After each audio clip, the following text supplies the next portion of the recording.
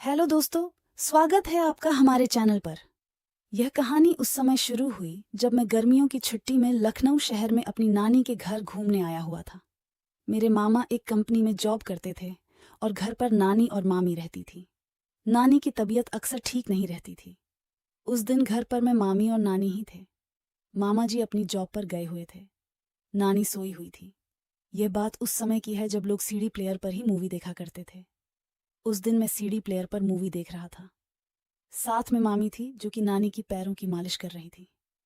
एक मूवी खत्म हुई तो मैं दूसरी मूवी देखने के लिए दूसरी सीडी डिब्बे में ढूंढने लगा।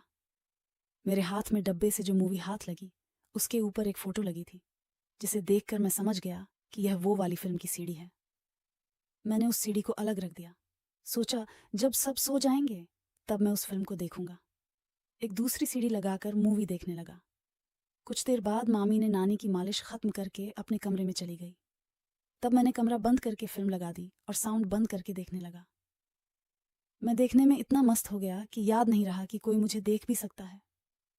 पता नहीं मामी कब ऊपर से नीचे आ गई, मुझे पता ही नहीं लगा। उन्होंने भी चुपके से फिल्म देखना शुरू कर दिया और एकटक देखती रही।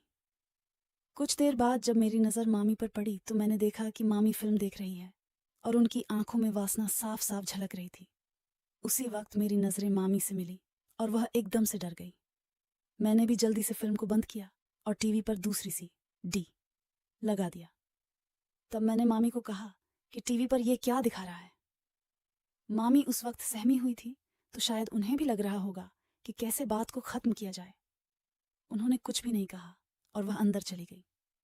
उनके जाने के बाद एक पल के लिए तो मैं डर गया था कि यह क्या बवाल हो गया था। ज्यादा कुछ नहीं हुआ क्योंकि मामी ने बाद में भी मुझसे कुछ नहीं कहा। फिर उसके बाद वह अक्सर मुझे पूछती रहती थी कि तेरी कोई गर्लफ्रेंड है या नहीं।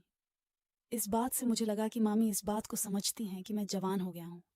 ऐसे ही कुछ दिन तक चलता रहा। मैं मौका पाते ही मैं मूवी को लगा देता और देखते रहता। एक दिन मैं और मामी बैठकर हंसी मजाक कर रहे थे। उन्होंने मुझसे कहा, वह उस दिन वाली मूवी लगाकर तो देख कर ही वह वाली है। मैंने मामी की तरफ देखा तो उन्होंने आंख दबा दी थी। मैं देर न करते हुए वह वाली मूवी की सीडी लगा दी और मामी के साथ बैठकर देखने लगा। हम देख ही रहे थे। हमें थोड़ी देर हुई थी, इतने में वहां नानी आ गई और उन्होंने हमें देख लिया। लेकिन नानी ने टीवी की तरफ नहीं देखा था। मैंने टीवी को तुरंत बंद कर दिया और हम नानी से बात करने लगे। थोड़ी देर बाद नानी सोने के लिए चली गई और मैं और मामी वहीं बैठे हुए थे। लेकिन इस दिन तो मेरी किस्मत ही खराब थी। तभी मामा जी का फोन आया। उन्होंने कहा कि खाना गर्म कर लो, मैं घर पर आ रहा हूँ। हम बातें कर ही रहे थे, इतने में मामा आ गए। हमने मामा को खाना खिलाया। मामा खाना खाकर अपने रूम में सोने के लिए चले गए। थोड़ी देर बाद मामी भी उनके रूम में सोने के लिए चली गई और मैं अपने कमरे में बैठा बैठा सोच रहा था। काफी दिनों की कोशिश करने के बाद तो रेलगाड़ी पटरी पर आई थी। पता नहीं मामा बीच में कहाँ से आ गए। ये सोचते सोचते मैं सो गया और मुझे नींद आ गई थी। सुबह जब मैं उठा तो मामा जी घर पर नहीं थे। मैंने मामी से कहा कि मामा जी कहाँ गए। मामी ने कहा कि उनका फोन आ गया और वह ऑफिस के किसी काम से जल्दी निकल गए। यह सुनकर तो मेरी खुशी का ठिकाना नहीं रहा और मैंने कहा, यह तो बहुत अच्छा हुआ। लेकिन इस बात को मैंने जैसे ही कहा, मामी ने सुन लिया था। वह बोली, क्या अच्छा हुआ, क्या हो गया, तुम इतने खुश क्यों हो रहे हो। मैंने कहा, नहीं, बस मुझे हंसी आ रही थी। मामी बोली, ऐसी कोई बात नहीं है, मुझे पता है तुम क्यों हंस रहे थे। मैंने उनसे कहा, बताओ क्यों। उन्होंने कहा कि तुम्हारे मामा के जाने से। मैंने कहा, ऐसा कुछ भी नहीं है।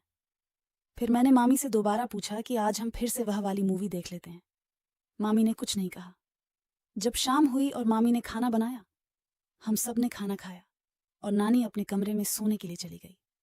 मैं अपने कमरे में सोने के लिए चला गया और मामी भी अपने कमरे में चली गई। लेकिन रात के लगभग 10 o'clock बजे वह मेरे कमरे में आई। आकर बोली, लो दूध पी लो। अब मेरी तो खुशी का ठिकाना नहीं रहा, क्योंकि आज से पहले कभी भी वह ऐसे मेरे कमरे में दूध लेकर नहीं आई थी। मेरे मन में बहुत सारे लड्डू फूट रहे थे। उन्होंने मुझसे कहा, तो बताओ तुम क्या कह रहे थे। मैंने कहा, मैं तो कुछ नहीं कह रहा था, बस आप ही कह रही थी वह वाली मूवी देखने के लिए। वह बोली, फिर देर किस बात की, चलो शुरू करते हैं।